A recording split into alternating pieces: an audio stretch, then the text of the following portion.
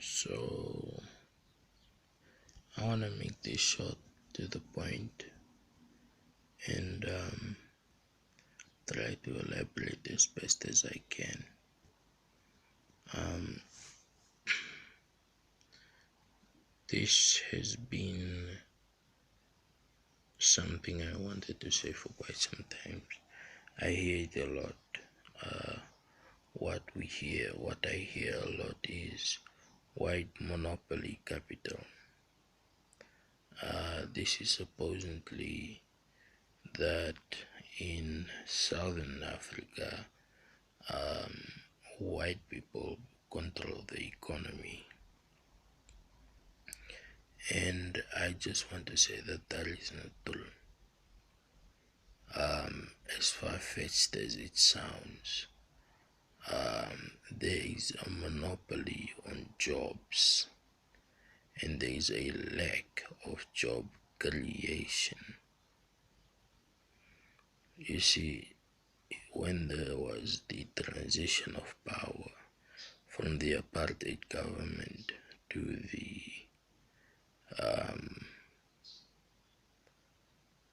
free independent government where everybody could vote, everybody had equal rights as human beings, there was a notion of the economy is traded for the government and government facilities. Now you can have money, you can have goods, but these goods require people, production, processing, and selling. This cannot be done without people. And what we have is a lot of people who are forced to work in certain conditions, certain positions, or who have worked in certain positions in certain conditions who feel trapped.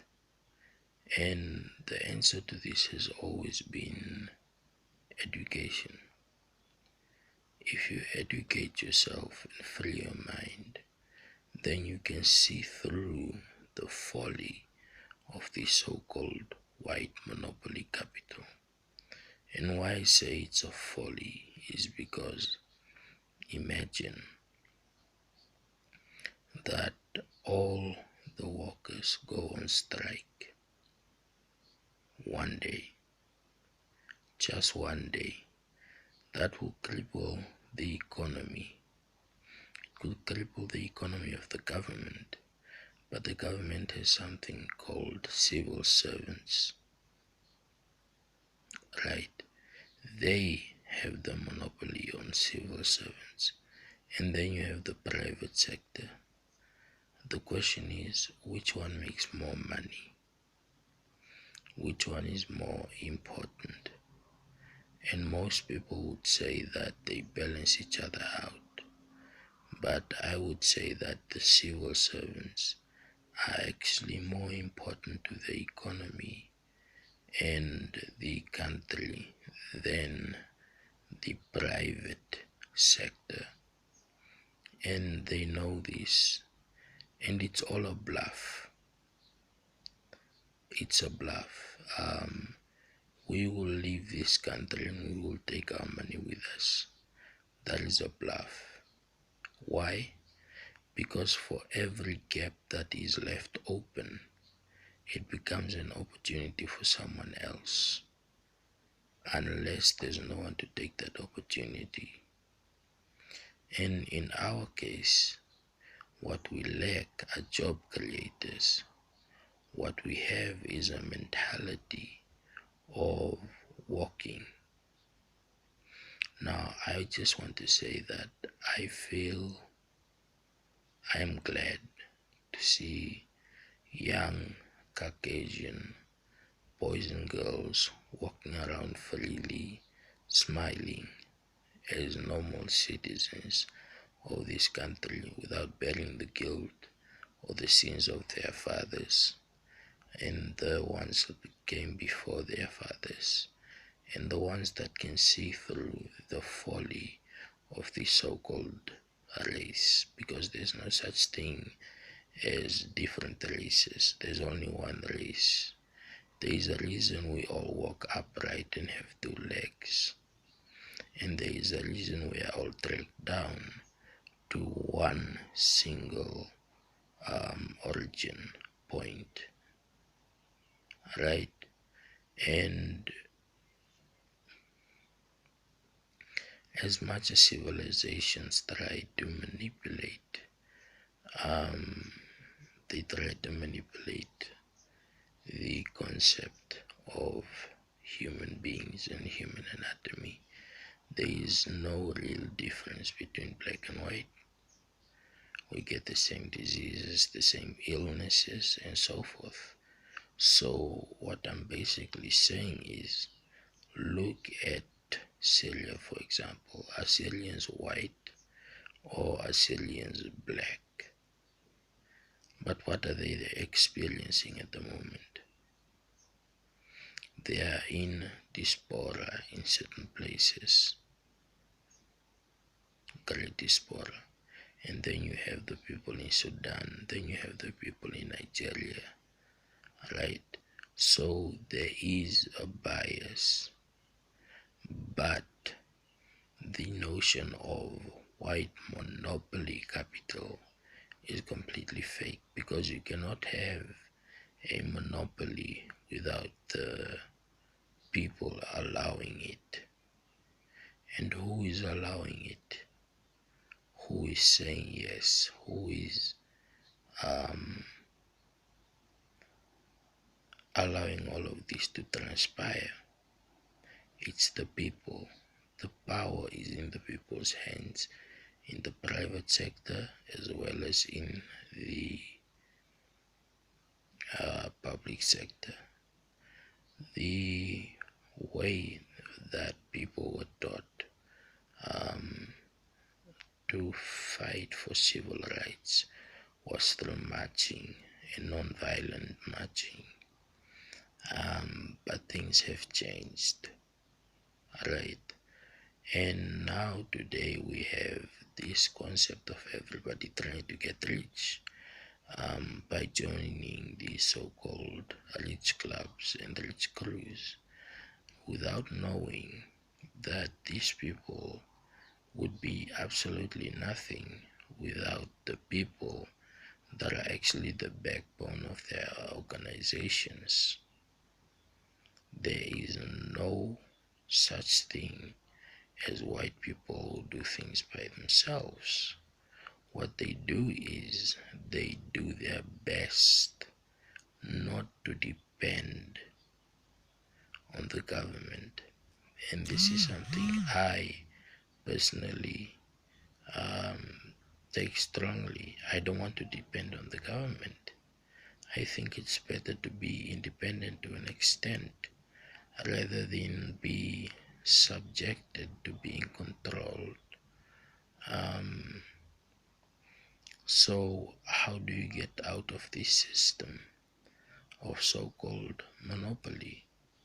Well, it's actually quite simple. Support small businesses. Support those businesses that are not franchises, because the monopoly concept comes from franchises, and franchises were created before the transition of power. Franchises existed. So that in itself, to me, sort of debunks the concept of white monopoly capital, because it would mean grab all of the money that's already been made and turn and give it away to the people that didn't make it. And that is completely different from land. If we're supposed to be talking about land where people got dispossessed of land, that's a completely different story. But white monopoly capital is something that comes from greed, is something that comes from people being subservient to certain terms and conditions that are enforced upon them, and they accept them. And this is the reliance on the civil process of being civil servants. It's a great honor to serve your country, but you can serve your country in different ways. Um, there are so many plans out there to support small businesses, including a lot of so-called white people who try to bolster these small businesses, and they end up short because they end up being seen as threats and schemers and so forth.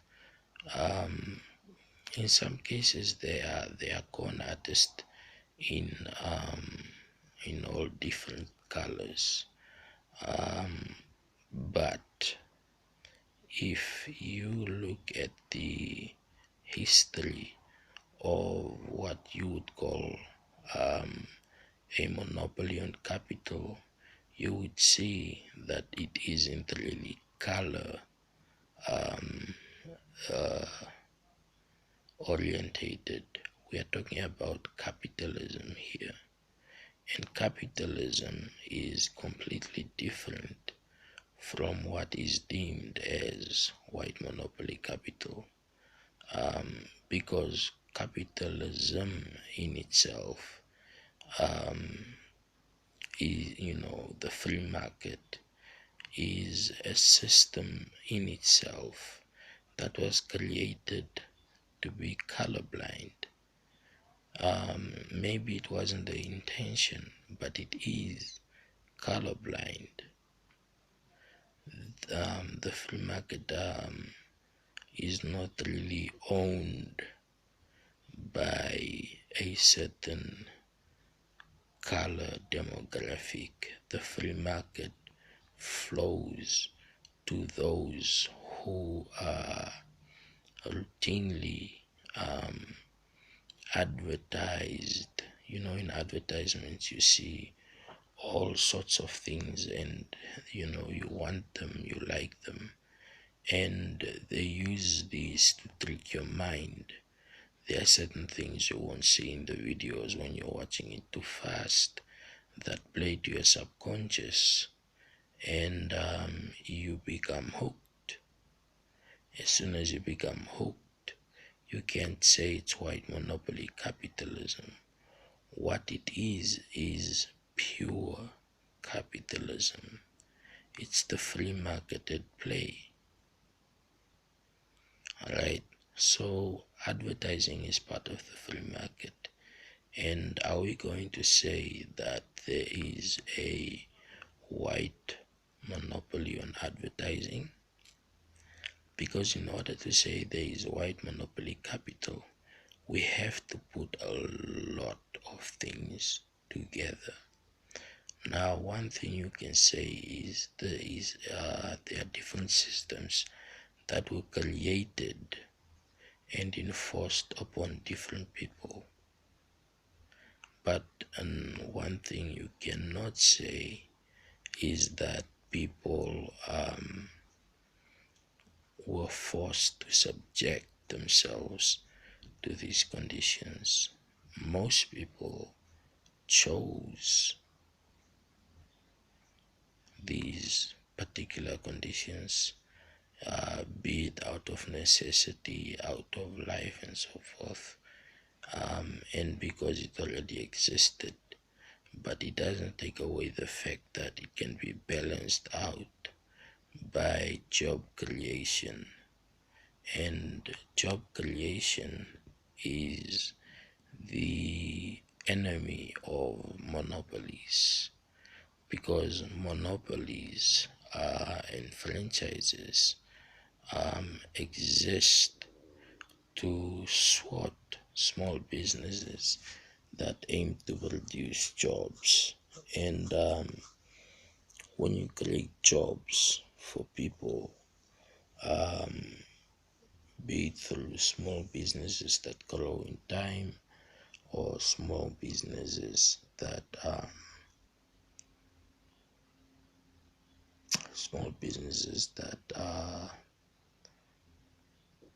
quite small and remain small. This has nothing to do with race. It has to do with a particular system of making money.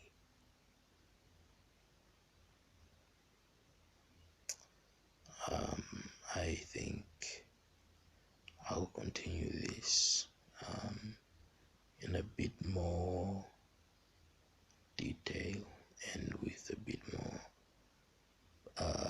mindful preparation than I have now. So I say